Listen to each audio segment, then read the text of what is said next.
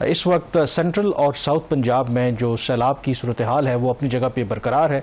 तीनों जो eastern reverse हैं चिनाब, रावी और सतलज, वहाँ पर मुख्तलिफ मकामात पर इंतहाई ऊँचे दर्जे का सैलाब है और अभी जो आदाद शुमार सामने आए हैं उसके मुताबिक ऑलरेडी इन फ्लड्स की वजह से 40 लाख लोग पंजाब में मुतासर हो चुके हैं और उनमें से नियरली 4000 जो गांव हैं वो इस वक्त पानी में हैं। और अगला जो सबसे बड़ा ख़तरा है, एक तो मुल्तान, वहाँ पर मोहम्मद हेड वाला है जो बड़ा हेड वर्क है, क्योंकि जब मेन ये रेला गुजरेगा, क्योंकि एक पॉइंट के ऊपर रावी और चिनाब जब इकट्ठे होते हैं तो उसके बाद ये जो जब गुजरेगा वहाँ से तो ख़दशा है कि मुल्तान सिटी को भी इनंडेट कर सकता है। तो उससे बचने के लिए ऑलरेडी अथॉरिटीज़ ने वहाँ पर मुख्तलिफ जो पॉइंट्स हैं उनको मार्क किया है कि अगर वहाँ से ब्रीचेस करना पड़े तो वो ब्रीचेस किए जाएंगे। फिर ये भावलपुर के मकाम पंजनद पर ये तमाम जो 5 दरिया हैं इकट्ठे होंगे और वो फिर सिंध में दाखिल होंगे। और सिंध में भी आज जो इतलात वहाँ से सामने आ रही हैं, तकरीबन 1 लाख के करीब ऑलरेडी जो कच्चा के इलाके में या रिवर बैंक्स के साथ जो लोग रहते हैं उनको रीलोकेट कर लिया गया है। लेकिन ओवरऑल शहबाज अभी भी ये जो सैलाब की सूरत हाल है ये थमी नहीं है। और मेरी भी कुछ लोगों से बात हो रही थी मुख्तलिफ, तो उनका यही कहना है कि ये बड़ा अजीबो गरीब किस्म का फ्लड है इस मरतबा। आम तौर पर जब फ्लड आता है तो आपको एक रेला आता है, उसके बाद फिर पानी रिसीड करता है। तो इस दफ़ा हुआ ये है कि एक तो जो गैर मामूली बारिशें हुई उसकी वजह से नुकसान हुआ, फिर 26 अगस्त को एक मेन जो फ्लड वेव आई उसकी वजह से नुकसान हुआ, फिर गुज़श्ता 24 घंटों में अगेन पानी की जो सतह है इन दरियाओं में बुलंद हुई है और इस वजह से जो सिचुएशन है अभी भी बड़ी क्रिटिकल है और बड़ा एक्सटेंडेड और प्रोलॉन्ग्ड पीरियड है ये फ्लड का।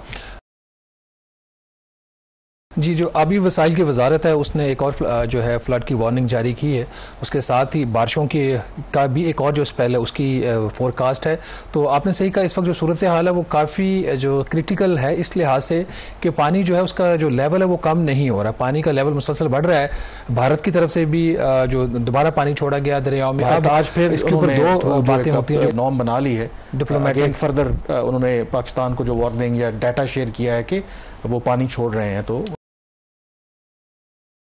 इसमें एक चीज़ ये है कि देखने वाली बात है कि क्या भारत ये जानबूझ के कर रहा है, क्या ये आबी जंग की बात हो रही है उसके तरफ इशारा है, या वाकई इतनी ज़्यादा बारिशें भारत में भी हुई कि भारत के जो अपने उसके जो डैम्स थे वो अब ओवरफ्लो होने का चांस है, तो उनके पास इसके अलावा कोई और चारा नहीं बचता कि वो पानी जो है वो पाकिस्तान की तरफ छोड़े। अगर आपने इस वक्त सूरत हाल में नहीं, इंडिया में भी डिबेट हो रही है, क्योंकि डोंट फॉरगेट कि जो इंडियन पंजाब है वो भी बहुत ज़्यादा वहाँ पर मुतासर हुआ है और कुछ जो सोशल मीडिया के ऊपर उनके एक जो मेजर गौरव आर्या हैं उनकी जो वीडियो है उस पर तनकीद इंडिया में भी हो रही है। वो कह रहे हैं कि ये जानबूझकर, वो तो ये कह रहे हैं कि यही हमारी अब हिकमत अमली है कि जब मानसून आएगा पानी हम इकट्ठा करेंगे, इकट्ठा करके पाकिस्तान में पानी छोड़ देंगे। उधर भी बारिशें होती हैं, नदी नालों में पानी आता है, वहाँ पे उनकी फसलें और घर डूब जाएंगे और जब मानसून ख़त्म हो जाएगा तो फिर हम इनका पानी रोक लेंगे।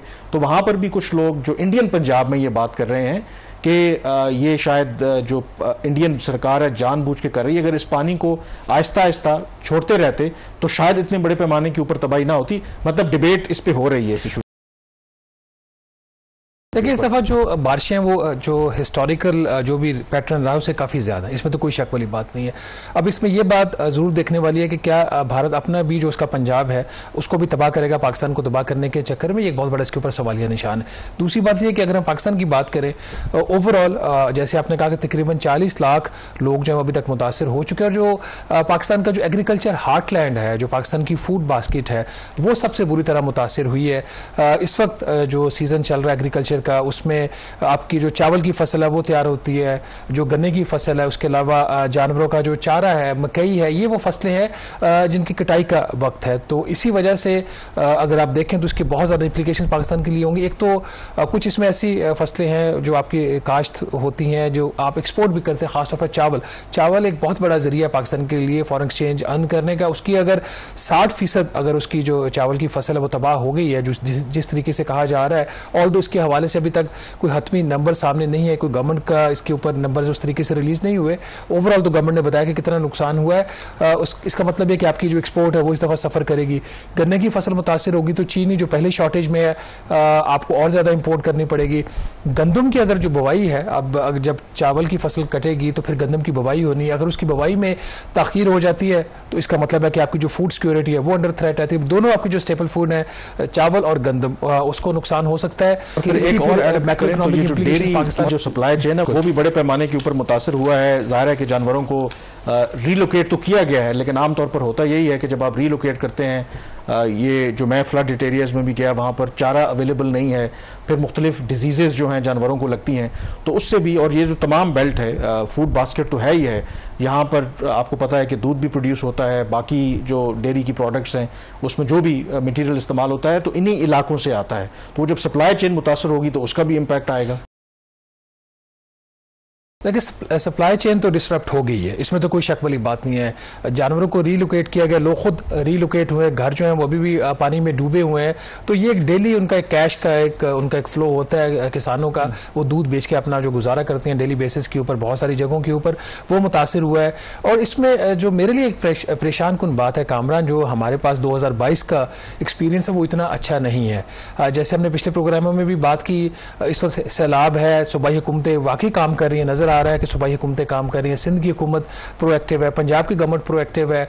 आपने खुद पिछले प्रोग्राम में जिक्र किया और आप खुद देख के भी आया, जो रेस्क्यू 1122 है वो किस तरीके से काम कर रही है। लेकिन हमेशा सवाल होता है सस्टेनेबिलिटी का, क्या ये आइंदा भी ऐसा होगा? क्या जब ये पानी उतर जाएगा, जो अल्लाह करे जल्दी पानी का लेवल वो नॉर्मल लेवल पे वापस जाए, तो क्या फिर इसी तरीके से लोगों की मदद की जाएगी? ये कुछ सवालिया निशानात हैं। कुछ लोगों की तरफ से अब इस चीज़ की भी अपील की जा रही है कि फेडरल गवर्नमेंट को एग्रीकल्चर एमरजेंसी डिक्लेयर करनी पड़ेगी पाकिस्तान में। उसके बहुत सारे फायदे होते हैं कि इन लोगों के ऊपर अगर फौरी कोई लोन्स इन्होंने रीपे करने वो डेफर हो जाते हैं, तो गवर्नमेंट इनको छोटे कर्जे जो बगैर किसी सूद के वो फराहम कर सकते हैं ताकि अपने आप को ये एग्रीकल्चर को रिवाइव कर सके।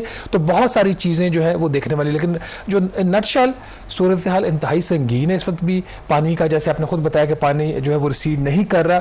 और नाज़रीन, आज पाकिस्तान ब्यूरो ऑफ स्टैटिस्टिक्स ने जो पहला नंबर आज जारी किए हैं, ये पहला इन्फ्लेशन का बुलेटिन वीकली आया है जब से ये सैलाब का सिलसिला शुरू हुआ है। जो ये 26 अगस्त की जो वेव है उसके बाद उसमें काफ़ी ज़्यादा प्राइसेस के अंदर एक इंक्रीज नज़र आ रहा है। जो वीकली इन्फ्लेशन है वो 1.3% उसमें इजाफा हुआ है, सबकी जो एवरेज प्राइस है। और ये जो ये सेंसिटिव प्राइस इंडेक्स है, ये सिर्फ जो बहुत ज़रूरी अशिया होती हैं 51 आइटम्स उनकी प्राइसेस को मॉनिटर करता है।